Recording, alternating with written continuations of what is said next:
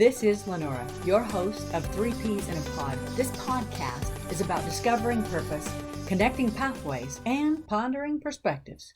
In this episode, we're going to help you understand the world of foster care. A lot of people are looking right now for ways to make a difference. And whether you're involved with foster care or somehow want to connect and support someone who's doing great work, today's your day. You'll hear from Dr. Nat'l Ellington, and I wanted to be sure before we kick off this interview that I actually spelled the email address and website for Dr. Ellington. It's Eileen and Callie's Place, EILEENANDCALLIE @gmail.com, and the website is eileenandcalliesplace.org. I don't want to take any more time. We're going to jump right into the interview.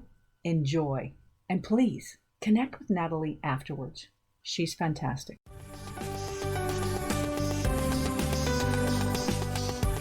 I'm very excited for our interview today. I have on our podcast Dr. Nat'l Ellington. We go back a long ways. I don't know if I want to admit how many years, but before I have her talk, Dr. Nat'l Ellington is an international speaker, a teacher, and author. And a while back in her career was the West Coast Director of Professional Activities with Motown Industries. She was the Assistant Dean of Enrollment with Oral Roberts University, the Vice President and Dean of Dominion College, the Principal of Christian Faith School. You've had quite a career, and now you are the founder and Executive Director of Eileen and Callie's Place. So what we're talking about today is about how she supports girls aging out of the foster care system. You're going to learn more about foster care in general, if you don't already, and how you can get involved with her annual event, Celebrate 18, that helps girls in a huge way that are hitting that 18th birthday and aging out of the system, and they need some support. So Nat'l, thank you so much for being with me today. Well, thank you, Lenora, for having me. And we do go back far from what we were 3 years old, maybe. Which is just a few years back. I know, now that we're past our teen years. No kidding. We don't go back quite that far, but I honestly don't exactly remember. You were my boss years ago when I was an adjunct professor at Dominion College. And a very good one for that. Yeah, it was one of those career positions I was in at the time, and involved with the Christian college, and needed teachers like you to really speak into the lives of the young people that were coming through the college. So that was a great time for both of us, I believe. Yeah, you're a very strong person. I remember at times, even just as a friend, cracks me up when I think about it, because I remember, I think I called you to whine about something, and your response was basically, well, it's time for you to kind of do what you say you believe, Lenora. And I was like, okay. Yeah. So you were one of those true friends that will tell you what you need to hear, whether or not you necessarily want to hear it. Yeah, I do remember that phone call because you were very upset, rightfully so. But, those things pass. Our foundation is, do you really believe what you say you believe? And in your case, do you believe what you're teaching these kids? Oh, no kidding. And if so, let's walk it out. Just walk it out. And look, it all worked out. Oh, yeah. Yeah. So you, again, have been a true friend and a person that you're always doing something that I just go, wow. So I want you to start out by telling people, how did you get into helping girls that are aging out of foster care? Well, the start of it, because even while I was involved in those different, I call them 9-to-5 jobs, but they're never 9-to-5. They weren't like 9 to 9 or 9 to whenever you pass out. I was involved in several different boards and committees throughout the city, throughout the county really, because I did believe in volunteering. I did believe in giving back. And one of those appointments, I was appointed to the King County Women's Advisory Board, which is a board that all of the city council members have representatives from their area. And that board is responsible for looking out across King County, looking at issues that affect women, and then making recommendations to the county council about changes that need to be made. And during my early time with that board, we were looking at what is the plight of girls that have aged out of foster care 1 year after they age out. And it was very interesting. The report came back where so many of them were homeless, they were incarcerated, they hadn't finished high school, they were parents. We never would know how many had been trafficked. Wow. And that was the reality of, okay, I'm 18, I'm aging out of the system. Now where do I go? And like I said, at that time, I was involved in so many different things. It was just one other piece of information that I had. Hmm. So you fast forwarded to, I think it was in 2011, when life was changing. And I was at a point where I was no longer employed. I was working independently. And I honestly, I just called out in prayer, what am I supposed to be doing with my life? I'm too old to just be battering back and forth. And I was reminded of the study that we did about these young ladies. Hmm. And I said, okay, let me see what that's about. And it came that what I thought was needed was a place where they could continue education, get the life skills. And so my initial thought was, well, I'll just start a junior college with dorms. And that way, because I felt education is the key. Once you get educated, then you can do anything. But at that point, I had learned enough to know maybe you should ask them what they need, as That's a opposed big thought. to exactly. That's a unique thought, as opposed to you figuring out what they need and giving it for them. And so I started meeting with organizations and with executive directors that work with that population. But the real epiphany came when I sat down with a group called Passion to Action. And this group are a group of youth that have aged out or they're about to age out, and they make recommendations to children's administration about things that they need. And so my little group, because I had put together a board of directors, I had started the nonprofit, and we looked at and we wanted to have a home for them. But we wanted more than that. And we knew that there was more than that that they needed. And so in talking with the group, it was a group of about 20 of them. And I had asked them, well, what does transitional housing mean to you? Because as adults, we know we're always in a state of transition. But to kids who had been in a system where some of them had been in 10, 20, 30 different foster homes, when I posed that question, Wow. I might as well have just walked through the room and just slapped all of them, because the response was so strong and so negative, and so they did not hesitate. It's like it's just a black hole. Nothing is happening where we're supposed to be learning some things, and they just went on and on and on. I These said, are the well, girls that are the ones that are aging out. they were, yeah. And in this group, there were girls and guys. And so I was getting it from all sides. So then finally, one of them said to me, what's different about what it is you're doing? We've had homes. Hmm. And I said, well, the difference is we really want to concentrate on building relationships. And I'm telling you, just as adamant as they had been on the one side, they were on the other side. The whole atmosphere just changed.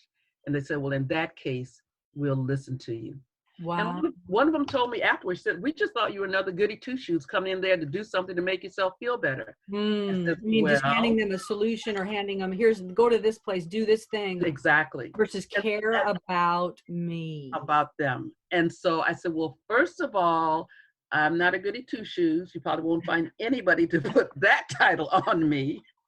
I said, but I really want to look at you as an individual, because they all have different stories. They all have different experiences. They all want different things out of life. The only thing that they have in common is that they've been part of a system that's really broken. I think there's so many things, as you and I talked a little bit before this, there's so many things we could talk about. But for those who are listening and may not be that familiar with what foster care is, what's a really brief summary of what it actually is, assuming somebody didn't know? Okay, so in a nutshell, the foster care system is really designed to take in those kids who they being the state, has decided the parents are unable to care for them, whether it's abuse or neglect or what the case may be. So the whole system is built around finding homes for these children.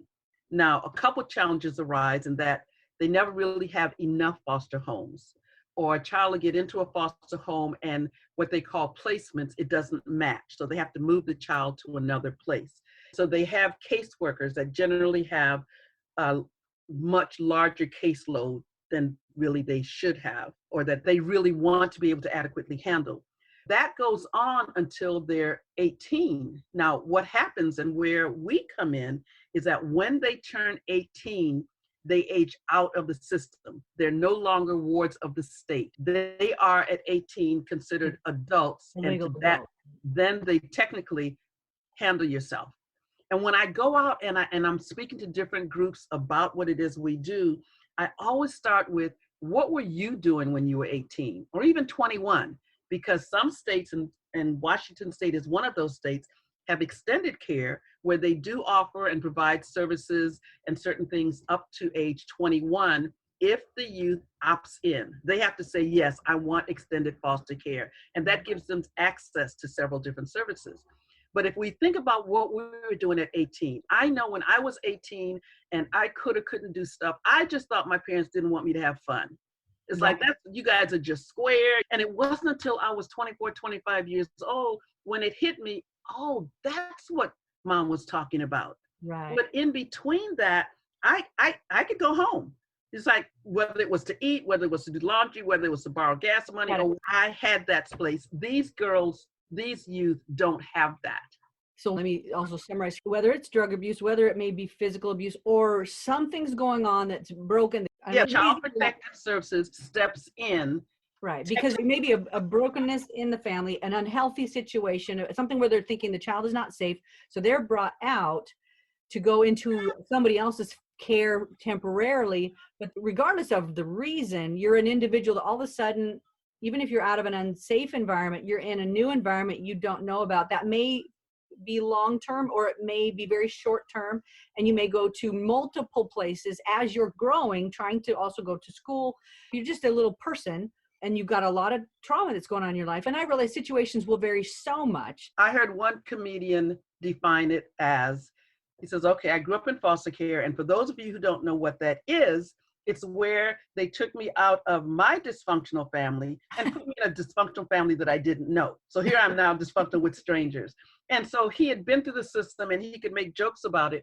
But it seems like that's a definition that could be, yeah, we could probably use that. And it's not all situations. And I never, ever want to portray foster care as being negative, being anything other than doing the best they can. They're really great foster parents out there. And they're really good parts and people within the system who's really wanting to do what's the best for that child. It's difficult. Unfortunately, we don't hear enough of the good stories. We hear a lot of the bad stories. So at any opportunity, I want them to be known. There are really great, great stories and great foster parents and great case workers and great organizations doing the best that they can in a situation that is starting out on the wrong foot.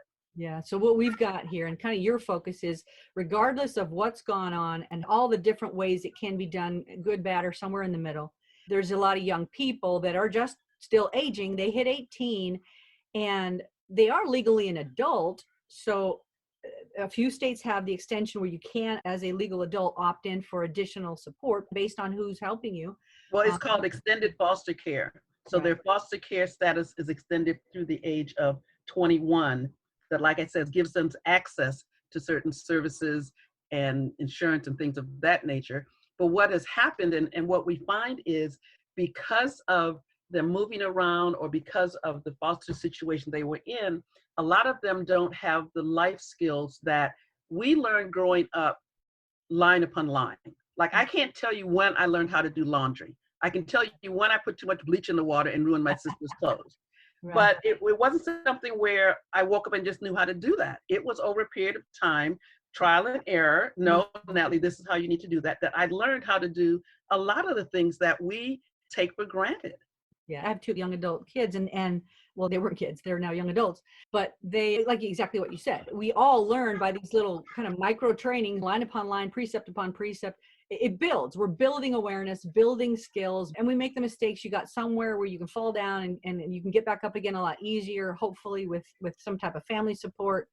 As my young people have gone into their 20s, all the ways these conversations we may have, the ways there's maybe a safety net. So imagine you're just a person trying to grow up, or you, either way, it's going to happen.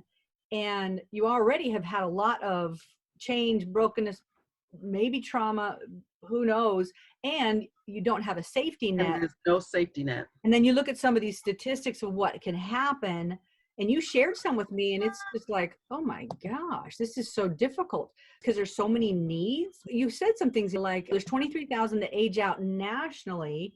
24% will graduate high school. 1 in 5 becomes homeless. Only half will be employed by the age of 24. 71% will become pregnant by 21. I go, is that seriously?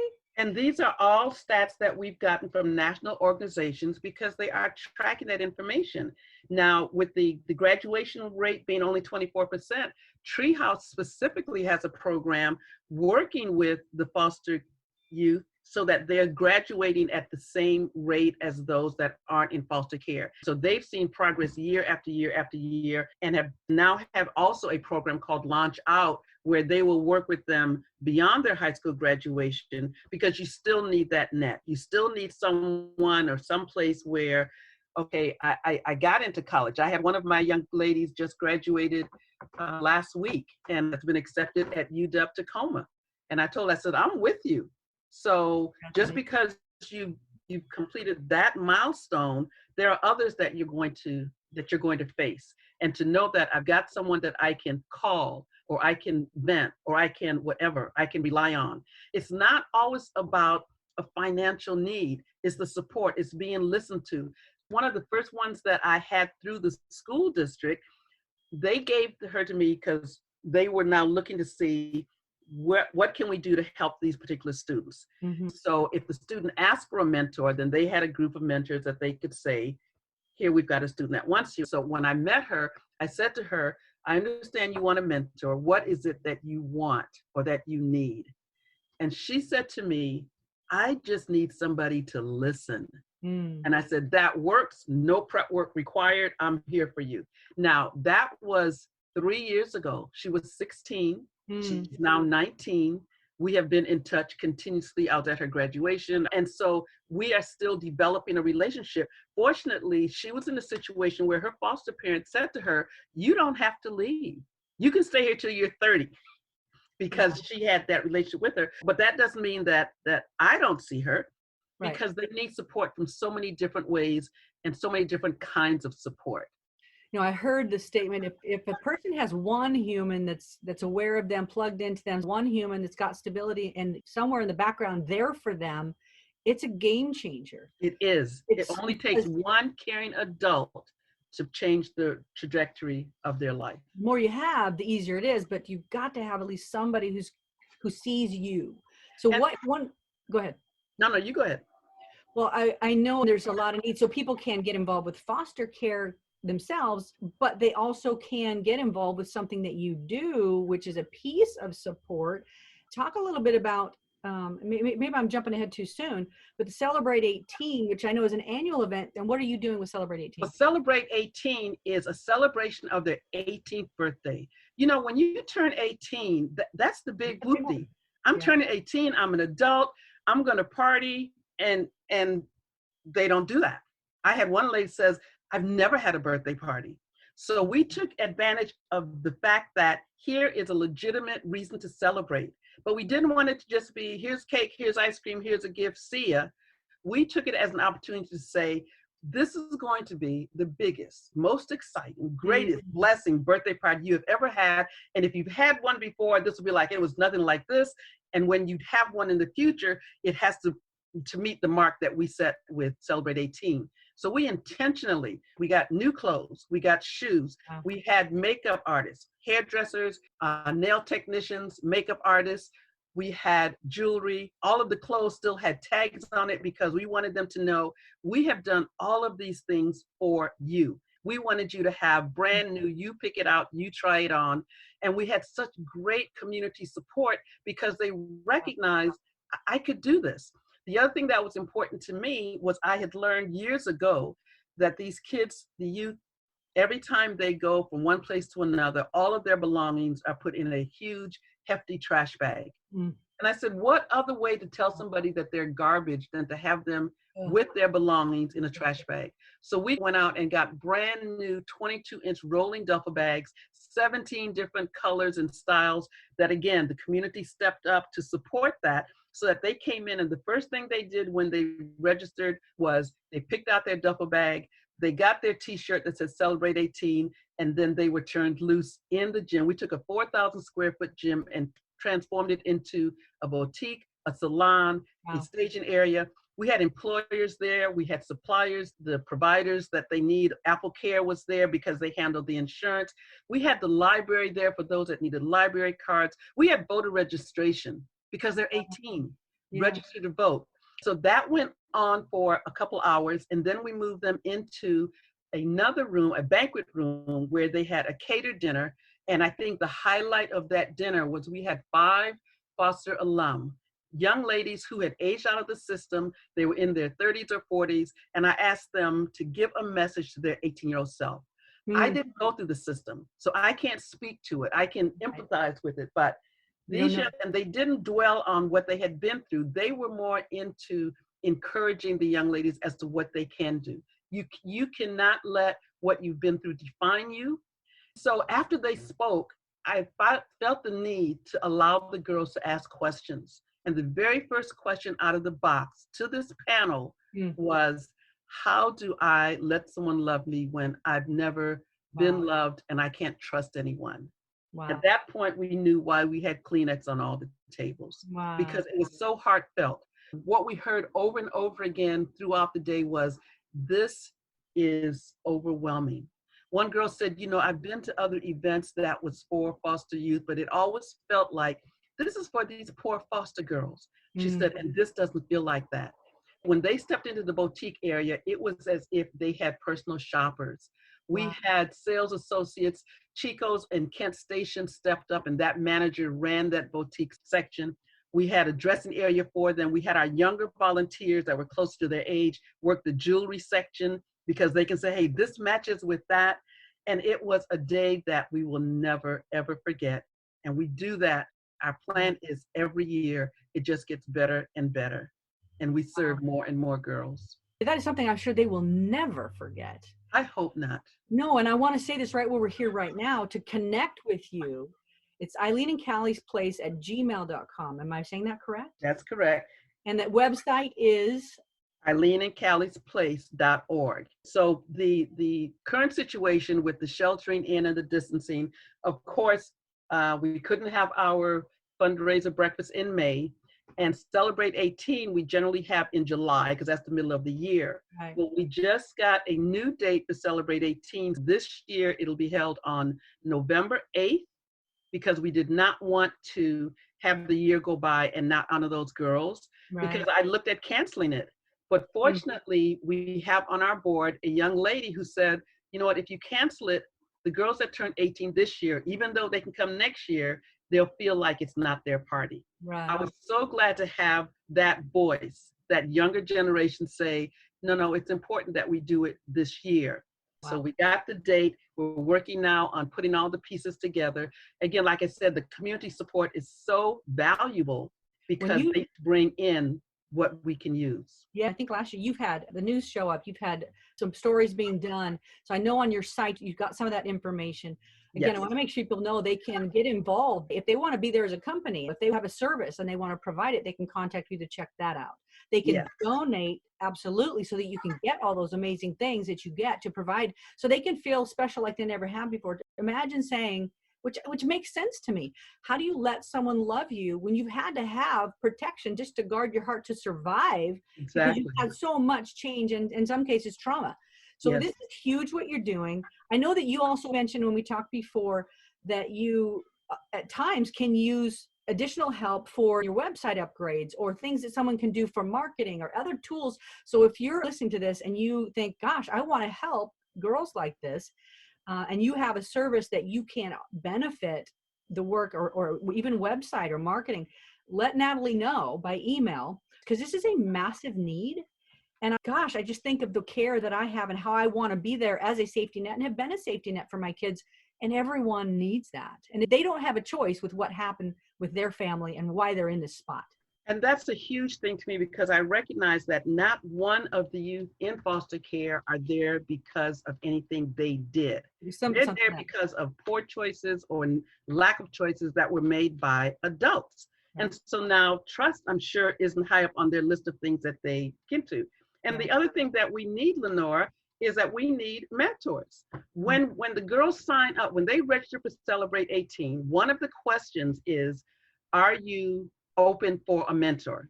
And the responses that we give them are, yes, I'd like to meet a mentor. Mm-hmm. Maybe I'd like to meet a mentor, or not now. We don't even allow them to say no, because if they say not now, we can check back with them in a month. Oh, Matter of fact, one of the girls at Celebrate 18, when it was over, she came to me and said, would you be my mentor? wow. I said, of course I will. Because people have passions in different areas. Well, let me ask you quick questions. For men, I know one program where they have a face-to-face, like a lunch once a month. You have a phone call or a text once a week is the general expectation. And with some of them, it's like a 6-month or 9-month period. So when you say mentor, do you have any type of a suggested contact time? Well, what we do, and it comes out during the orientation and then it's reiterated during the training, is that number one, you have to know that that's what you want to do. What we ask commitment-wise is that there are 3 contacts a month, one of which should be face-to-face, and then you and your mentee can work through, it may be a little bit more, you may see face-to-face more, you may text, you may email, whatever, but there is a continual context. And then from the beginning, you let us know, you let her know, is this short-term, meaning I can do this for 6 months? Right. Is this a longer term to be determined? What we really want, and what Eileen and Callie's place will do, regardless of whether or not the mentor drops out, is that our commitment is to stay with you until you say, okay, I got it. We look at it like training wheels. We know that if you're helping a kid learn how to ride a bike and they're on training wheels and you let go before they say, I got it, and they fall, not only will they not get back on the bike, but now they don't trust you. Right. But if you hold on until they say, okay, I can do this, even if they fall, because they made that decision, they can then get back on. They can say, okay, hold on a little bit longer, but they haven't broken trust with you. So we want our mentors to be like those training wheels. We don't want them to be like moms, because some of the girls will tell you point blank, I've got a mother. I don't need a mother. Right. We're almost more like the much older sister that you can confide in, or the auntie that your favorite aunt, where, she may be giving you the same advice as your mom, but because it's not your mom, you can hear it. And we know what that's like. We spend technically more time listening than we are talking, because they can see their own solutions because they've had someone to listen. That first young lady that told me, I just need somebody to listen, she talked the entire school year. The entire school year. I would show up and she'd go, and I did the nodding and the acknowledging and the okaying. There was, if any, there was little advice. I would confirm or affirm something that she said. Mm-hmm. I would lift her up the days I came. It's like, okay, what's going on? Blah, blah, blah, blah happened. Tell me about it. And I'd listen.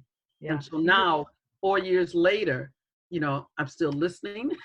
It's a little different conversations because now she's a little bit older. She's working through some different things. Right. But I believe our relationship was cemented because I spent a good year and a half just listening. Wow, that's powerful. I'm going to go ahead and wrap this up, because this is so beautiful what you're doing. It's so impactful for these individuals. Every single one of them matters. So they can connect with you on your website.